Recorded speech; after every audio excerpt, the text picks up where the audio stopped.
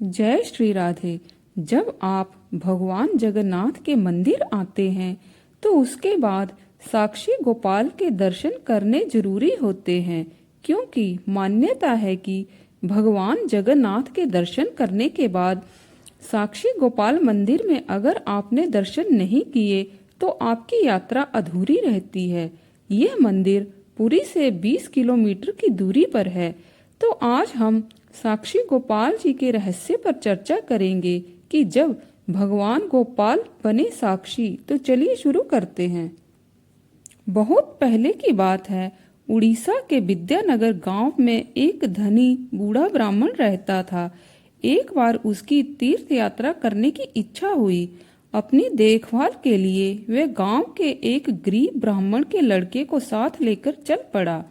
वे दोनों गया, बनारस, प्रयाग आदि तीर्थों में घूमते हुए वृंदावन पहुंचे। रास्ते भर में उस लड़के ने ब्राह्मण की बड़ी सेवा की। ब्राह्मण बड़ा प्रसन्न था।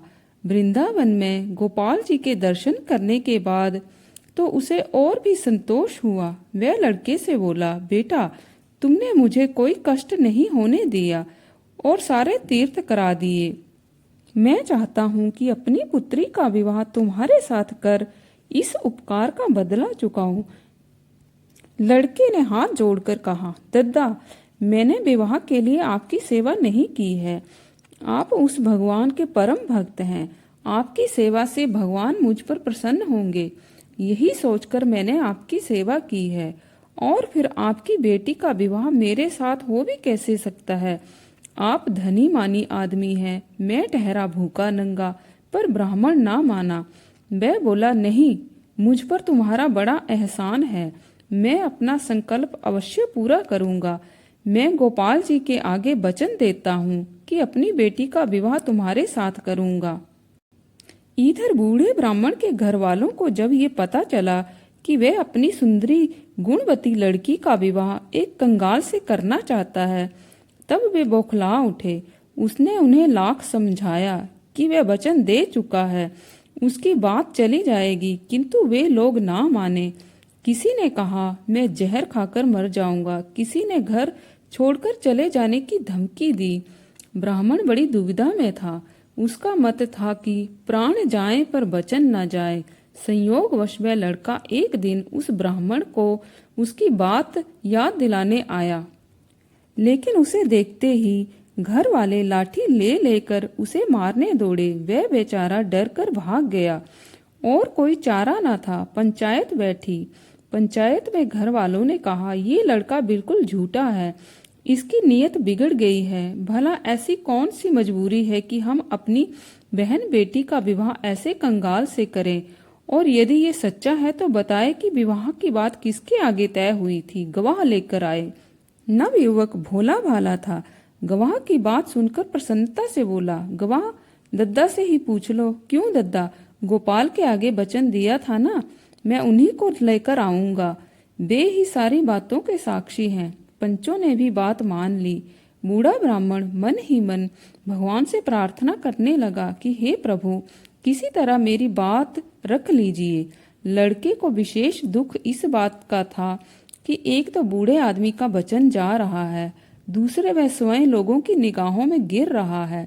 वह सीधा वृंदावन पहुंचा और सरल मन से गोपाल जी के आगे खड़ा होकर हाथ जोड़कर कहने लगा, गोपाल जी, आपको मेरे साथ साक्षी देने चलना पड़ेगा।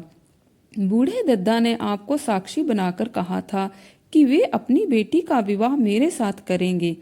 आप ना चलेंगे तो काम बिगड़ जाएगा। भगवान तो सरल विश्वास और प्रेम के भूखे हैं। वह पत्थर की मूर्ति मुस्कुरा उठी, होंठ हिल उठे। गोपाल बोले, भला ऐसा भी होता है? मूर्ति कहाँ चलती है? तुम रुको, सबको इकट्ठा करो, मैं गवाही दे दूंगा। लड़का भी पक्का था। बोला, मूर्ति चल नहीं सकती तो गवाह क्यों बने थे? मना कर देते। अब तो कदापि नहीं छोड़ूंगा। गोपाल हार गए। बोले, अच्छा बाबा, चलूंगा। तुम आगे आगे, मैं पीछे पीछे, और देखो, मुड़कर देखना नहीं कि मैं वहीं रुक जाऊंगा।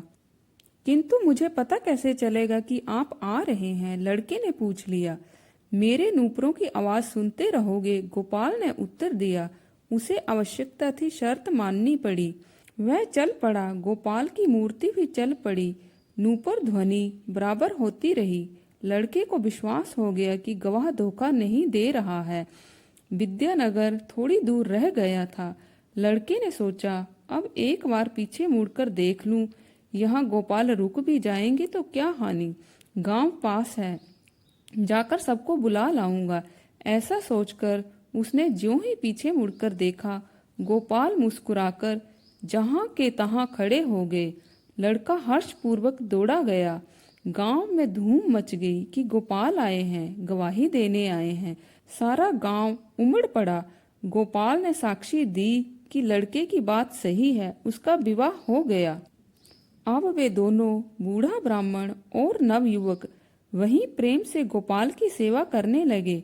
राजा ने गोपाल जी के लिए एक मंदिर बनवा दिया।